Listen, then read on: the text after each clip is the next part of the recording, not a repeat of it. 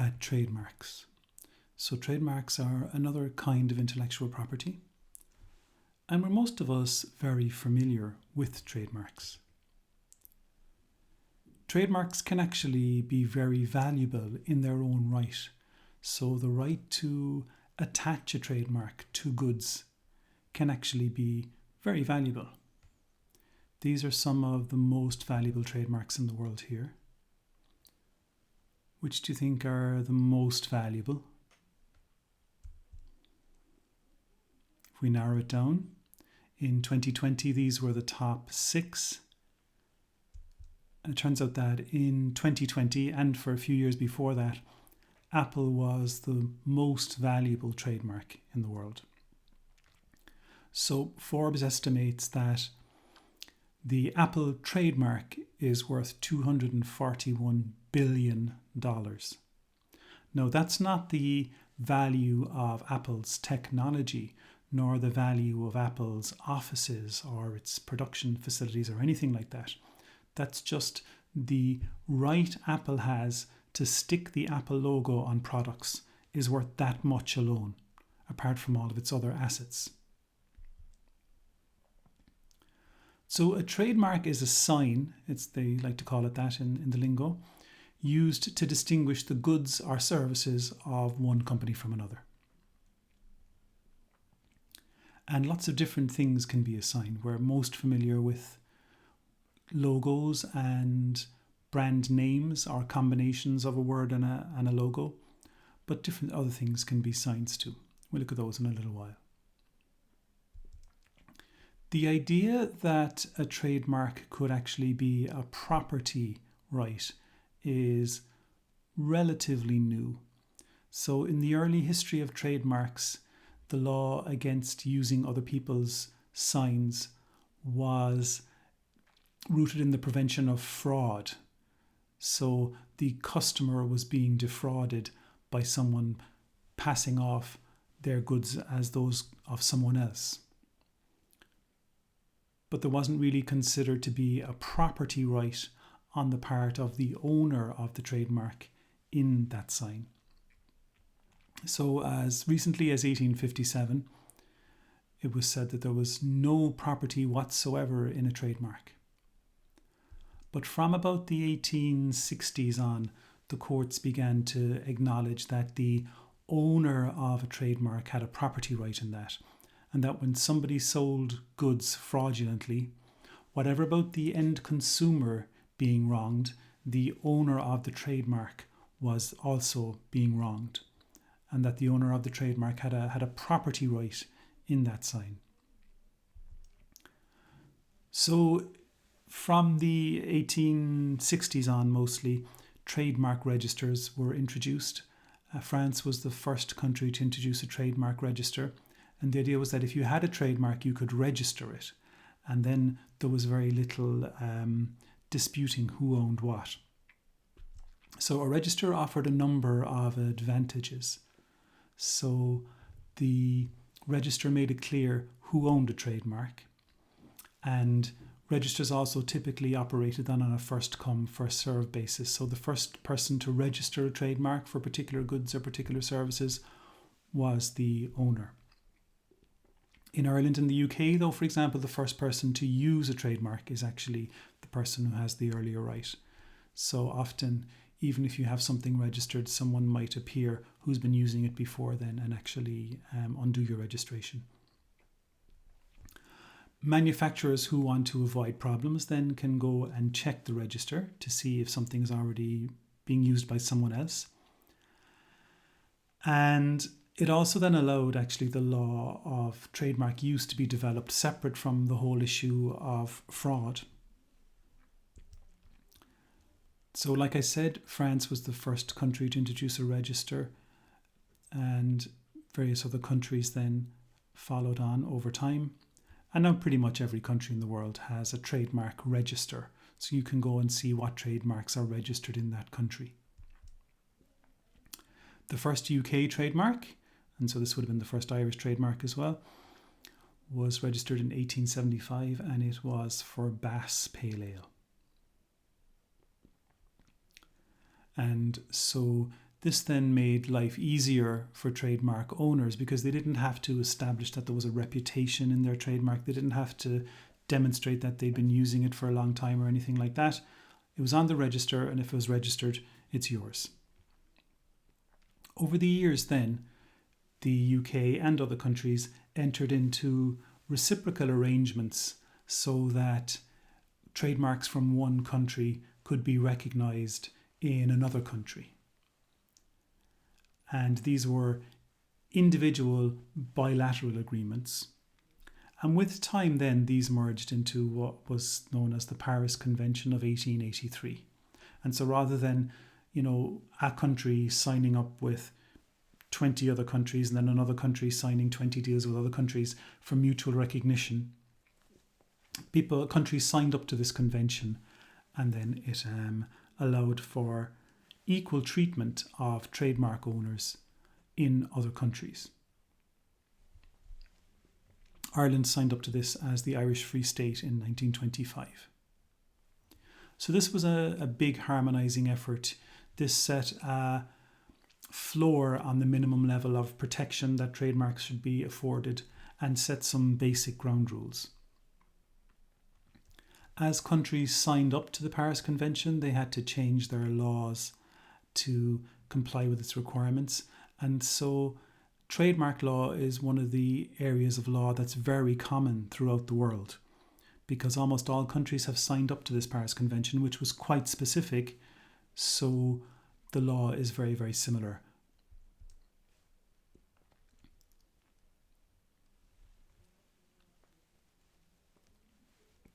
There were a number of things in the Paris Convention that we can see in the laws of individual member states. So, for example, Article 6 ter provides that trademarks containing flags or state emblems can't be registered as trademarks, for example.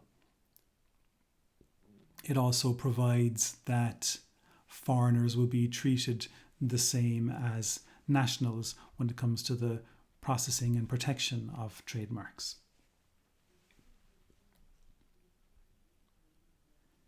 Although the law was quite similar in different countries, there was still a problem where you had to go country by country registering your trademark.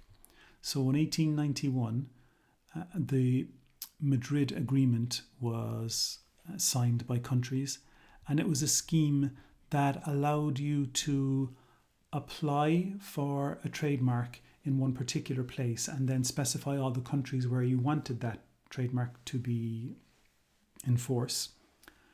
And this office would forward your applications to there. But it meant you could have a one-stop shop for your applications and for your trademark renewals. So this is still in force today, and it's administered by the World Intellectual Property Organization in Geneva, otherwise known as WIPO. So if you wanted to register your trademark in 20 different countries, you don't need to go to 20 different trademark offices in those national offices in 20 different countries. You could go to WIPO in Geneva and file for 20 different countries there all in one go, if you wanted to. Obviously then within Europe we had lots of harmonisation. The EU took an interest in this because it felt that the differences in law between different countries on how trademarks were handled was putting a barrier on the free movement of goods. And we know, of course, that the free movement of goods is one of the key pillars of the European project. So the law was harmonised in the various different countries, but also in the EU we have what was originally known as a community trademark and what's now known as a European Union trademark. And so EU trademark is a single trademark that applies across all of the countries of the EU. And so unlike, say, the Madrid system, where you can use a one-stop shop to apply and obtain trademarks from many different countries, the EU trademark just applies across the whole of the EU. The office that processed the EU trademark applications was known as the Office for Harmonisation in the Internal Market. And this is a clue as to how important trademarks were to the functioning of the internal market. However, that's since changed its name now.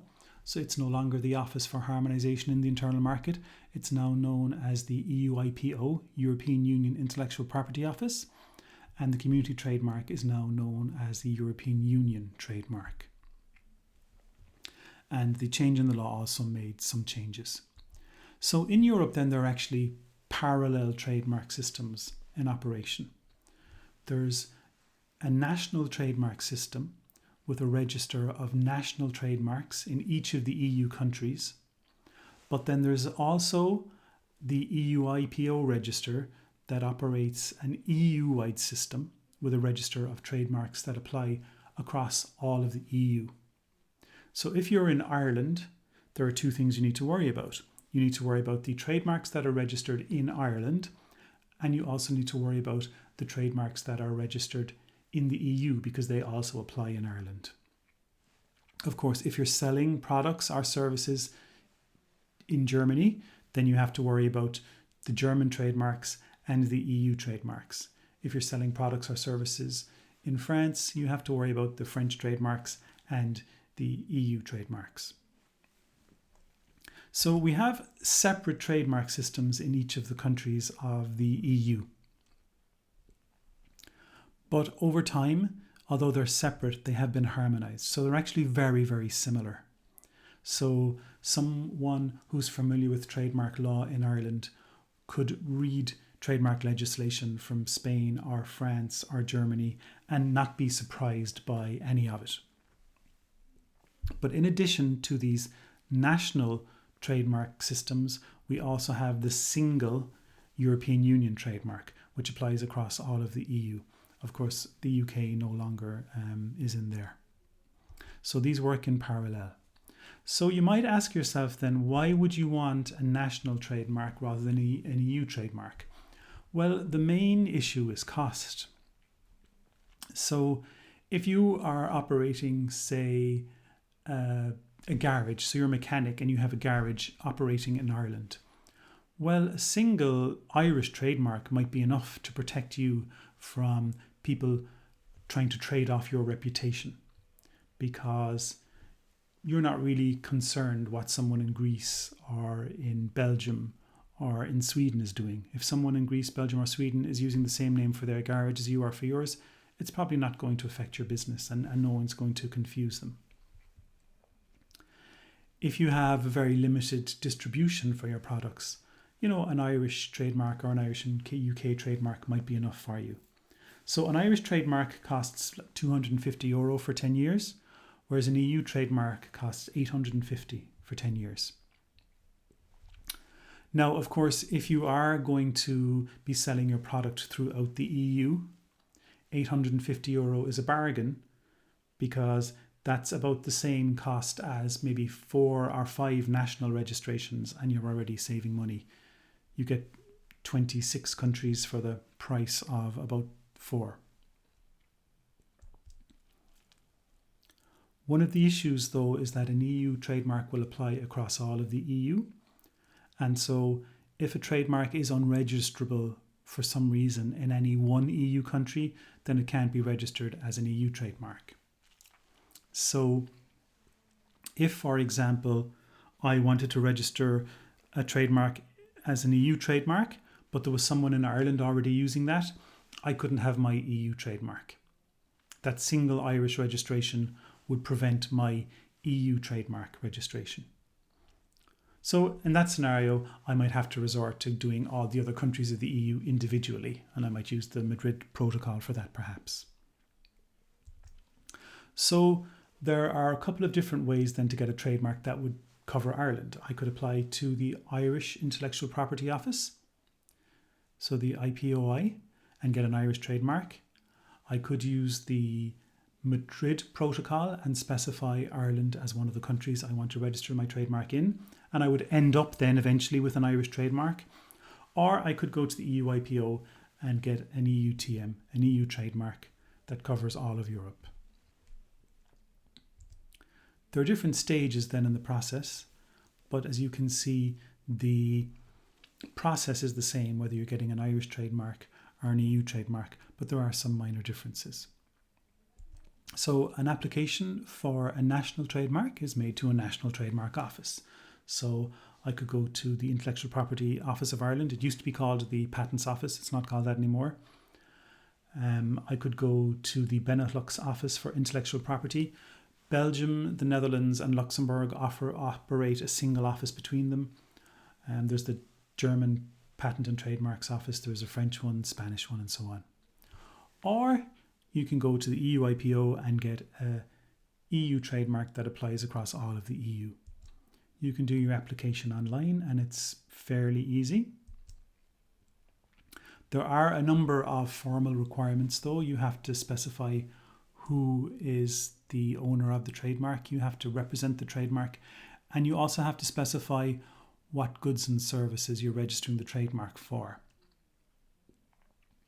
There's actually quite an elaborate system of classification of goods and services. And so this allows people then to very quickly see if there are competing goods and services.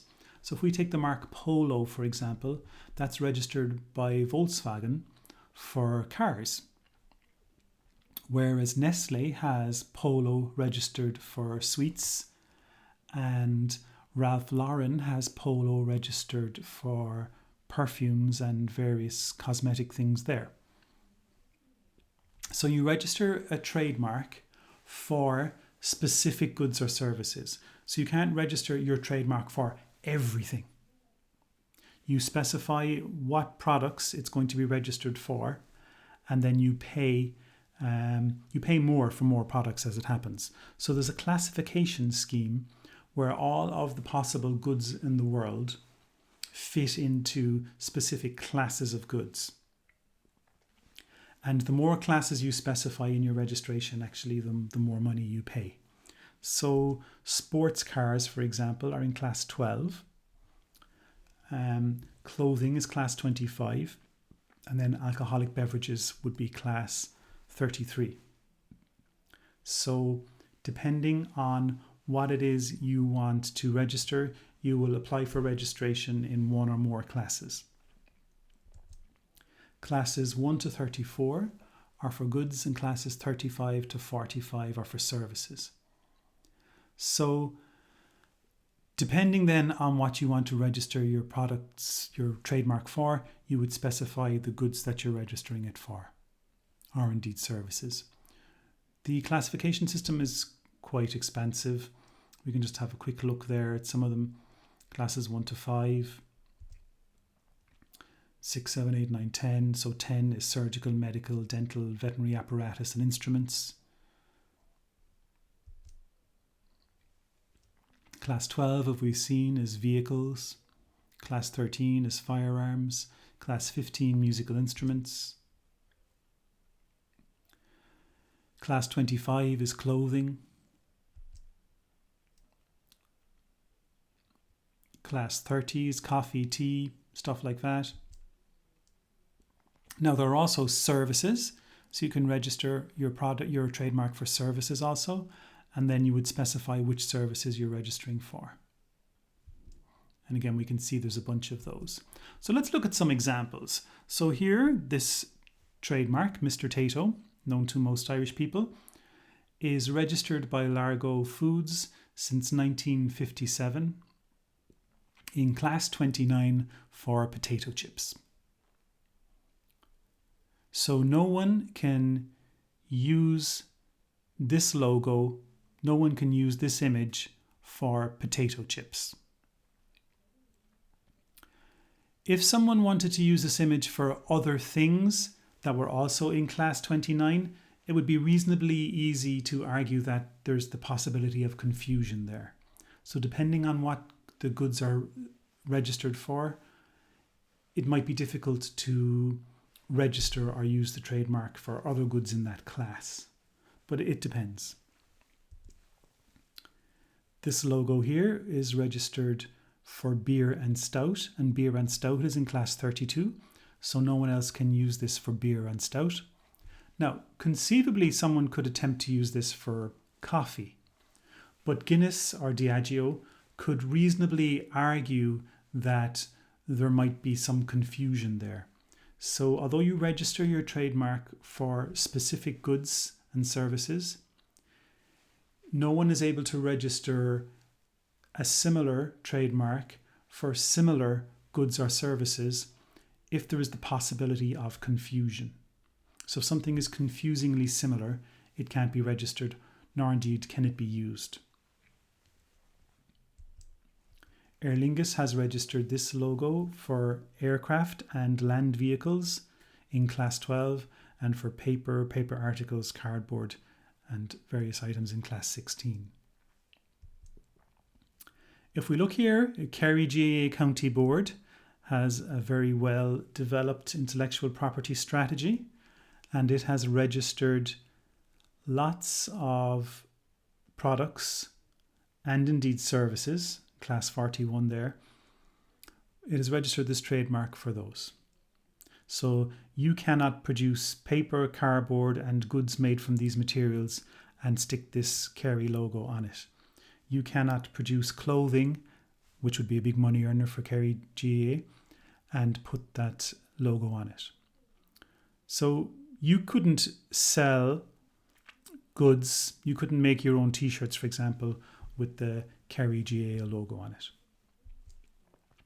Our neighbours down the road in UCC have registered these two trademarks for quite a variety of goods and services.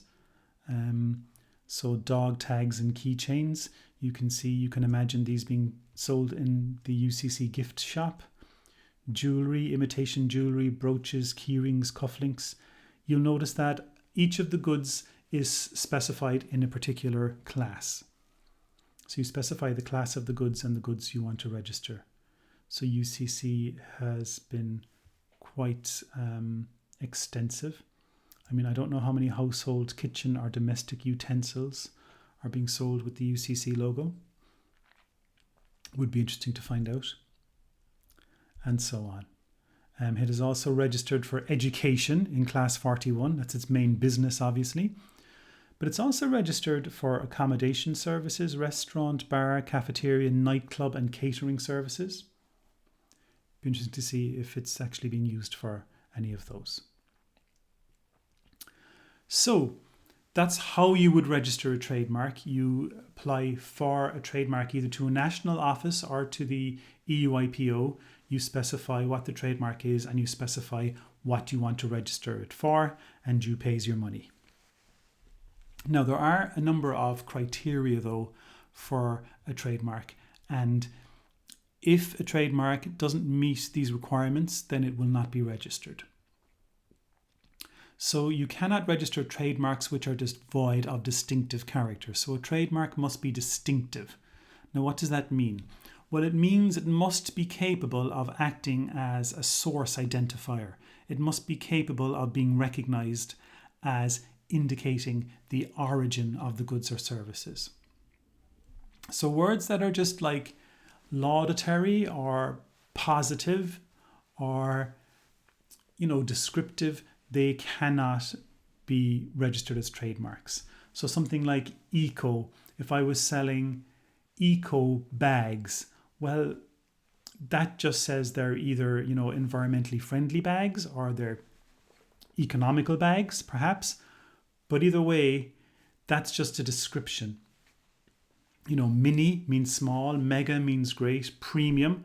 I mean, I couldn't register premium as a trademark for beer. I couldn't sell premium beer and expect that to be my trademark. People would just recognize that as describing the quality. So if it's just descriptive, you can't register it as a trademark. And that's a big mistake people make, actually. They want their trademark to describe the product as closely as possible so people can understand what the product is. But if the trademark is just a description of the product, then it can't function as a trademark. So things like a vine leaf will add nothing to wine. A cow adds nothing to milk. Whereas if you had a cow for a music downloading service, well, that would be very distinctive. So if I wanted to register a cow as a logo for my new music streaming service, that would be fine. If I wanted to register a cow as the logo, as the trademark for my milk, well, no. I mean, a cow cannot be distinctive for milk, but it can be distinctive for something else.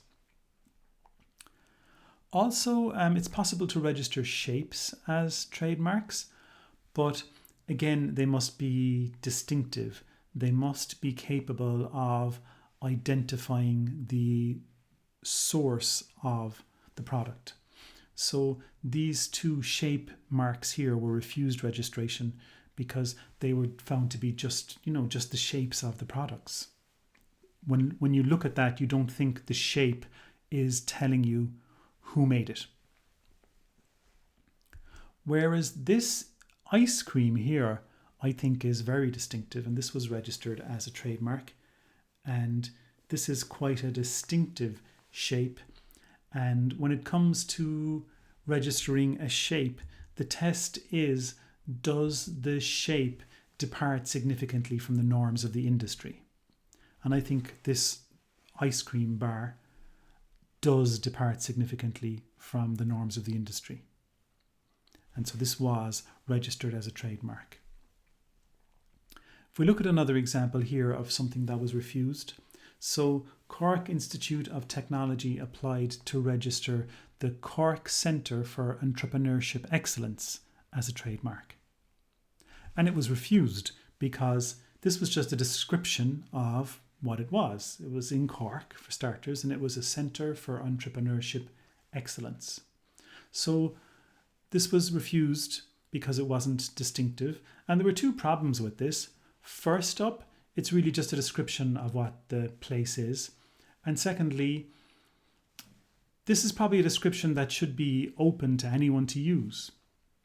Why should CIT have a monopoly on the Centre for Entrepreneurship Excellence in Cork? So the Hinks Centre for Entrepreneurship Excellence, which you might or might not be familiar with, that's part of CIT, well, that was registered as a trademark for services in class 35 and 41. So that's an example there of a trademark that was just too descriptive. It wasn't distinctive enough to be registrable.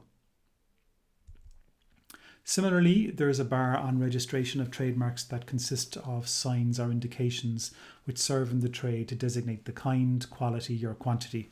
So like XL couldn't be registered as a trademark for clothes because XL designates the size of the clothes. So no one could be given a monopoly on that. So there's two reasons why that can't be a trademark. One, when someone sees XL on the label of a shirt, they won't recognize it as an indication of the origin of the shirt. They won't see XL as telling them who made the product. But there's a second concern. If someone had a monopoly on the use of XL, well, then that would cause problems for other manufacturers of clothes. So again, if it's the kind, quality, intended purpose, value, geographical origin, various things like that can't be registered. And this is a mistake people make. They try to say where the product is from or how great it is or what it does. That's a bad idea. So things like light, fresh, extra, clear Wi-Fi was refused registration, for example, because that was just to be a description of the quality of the product. Steam Glide was refused for irons. Kind of makes sense. 2000, is the size of a motor. 70 is the horsepower. 75 for the horsepower of a motor. These things couldn't be registered for certain products. So it depends, though, on the product also and on the context. So you can't register a trademark that would be considered as the quantity of the product. So 6-pack couldn't be registered for beer, for example. 1 litre couldn't be registered as a trademark. 4.3 could not be registered for beer because that would be taken to be the strength of the alcohol. 100 for chocolate might just be taken to mean it's 100 grams. Same 200 for cigarettes. But something like 99.99, well, that could be used for bananas, for example. You could register 99.99 as your trademark for bananas because, well, no one's going to see 99.99 and think that's the number of bananas. Similarly, this pastis here from France, 51, 51 is a well-known brand. And also things that might tell you, something is good value or the time of production. So, top, cheap, extra, all these kinds of words can't be a trademark. 1971 could be refused for wine, for example, because it might be taken to mean the vintage year. But 1970 would probably be fine for chocolate. So it depends on the product and how the consumer would perceive the product and perceive the sign on the product.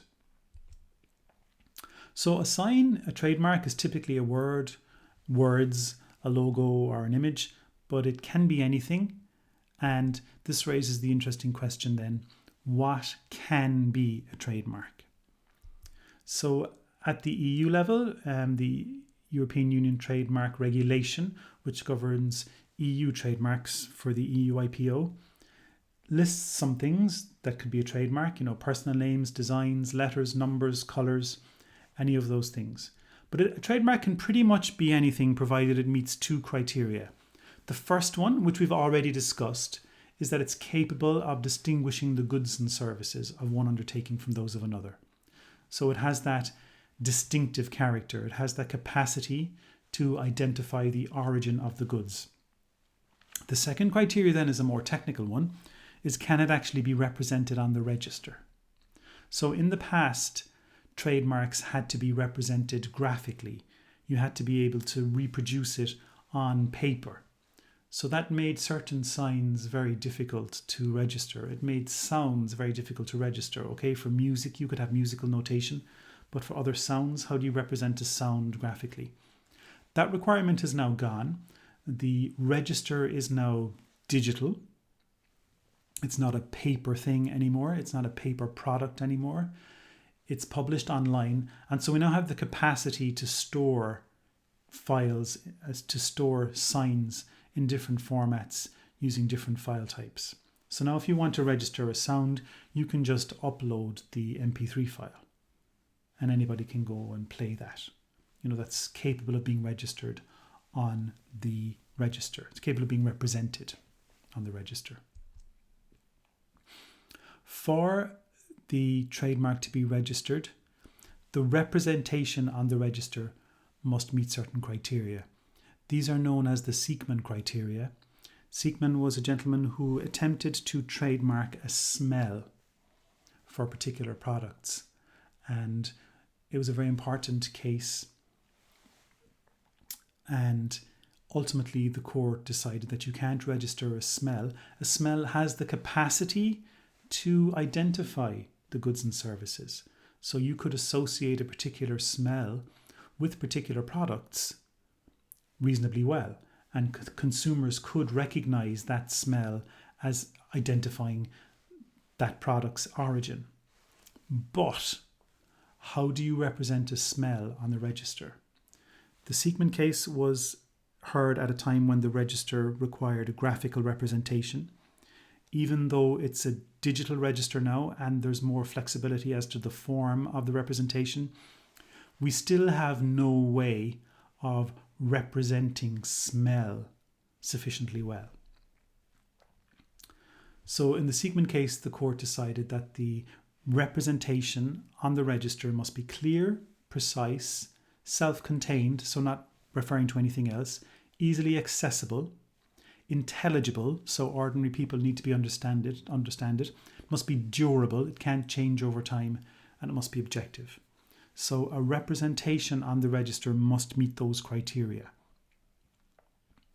So this opens up the possibility then of non-traditional trademarks like smells. So no kind of sign is ruled out. Anything is potentially a trademark if it has the capacity to distinguish the goods and services of one undertaking from another, but it must be capable of being represented on the register. So there are many different kinds then of non-traditional trademarks. So you could have a single colour or a colour combination. So you could have a situation where just from looking at the colour, the consumer can identify the origin of the goods. So that's possible. It's not easy to do, but it's possible to arrive in a situation where you can reasonably argue that consumers do recognize the colour. You can have music or non-musical sounds, holograms, motions, and shapes. I mean, plain shapes on their own can be trademarks also. Smells, like I've mentioned, can theoretically be trademarks, but in practice they cannot. So a shape can be a trademark, but a very basic shape won't be seen as a trademark by consumers. So in trademark law, it's always the perception of the consumer that's being evaluated. And if someone saw this shape on a product, say on the packaging, they wouldn't necessarily think that this is telling me that this is the origin of the goods. This isn't saying this comes from manufacturer X. It just looks like a decoration. This shape here was considered to be too simple to be a trademark. The people looking at this wouldn't recognize it as a trademark. It's actually not quite a parallelogram. If you see there at the edge, it sort of tapers off. And when you're looking at this, you kind of think, do I recognize it? I kind of half know it from somewhere. It was decided that it was just too subtle a difference that to function as a trademark. The little tapering off there at the edge was too subtle, and so no one would recognize this as a trademark. But of course, then when you see where it came from, you go, aha, actually, yeah, I kind of had an inkling that I'd seen that somewhere before. This shape was also refused registration as a trademark. It was said that it lacked none of the characteristics of the sign contains any striking feature liable to attract the attention of consumers. So it was deemed to be too simple to function as a trademark. You might or might not recognize it as the outline of the Barça logo. Similarly, a 3D shape can be a trademark. So when a manufacturer is claiming a 3D trademark right, the manufacturer is suggesting that just from the shape of the product alone, the consumer is able to identify what it is, identify the source of the product, identify the product as coming from a particular manufacturer. Perhaps the most famous case is the Kit Kat case. And the court found actually that this shape could not function as a trademark. It could not function as an indicator of origin in all of the countries of the EU. It was accepted that in some countries of the EU, this would be recognized as a Kit Kat. Someone sees this and they think every bar of chocolate in this shape is necessarily a Kit Kat. But it found that didn't actually apply in all of the countries of the EU, which was a requirement for it to be an EU trademark.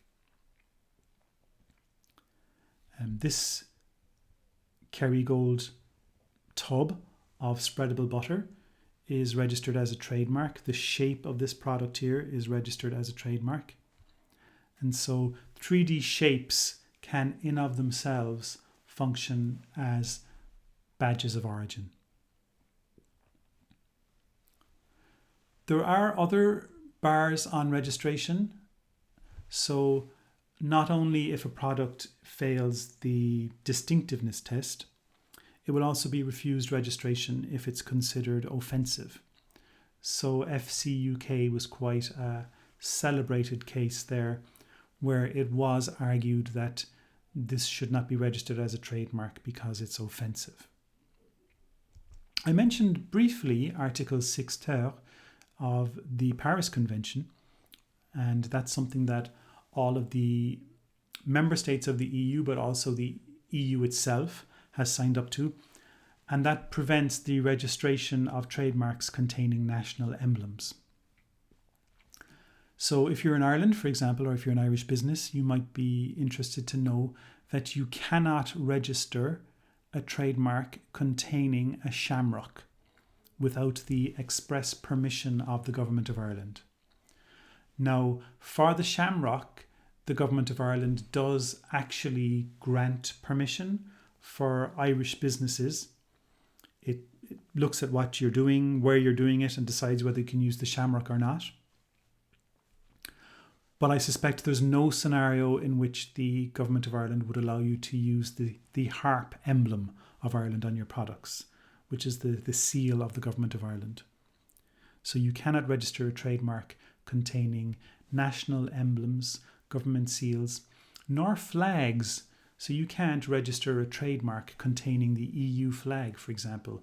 You can't register a trademark with the Irish tricolour in it. Even if it's just a tiny little element of the trademark, it won't be registered.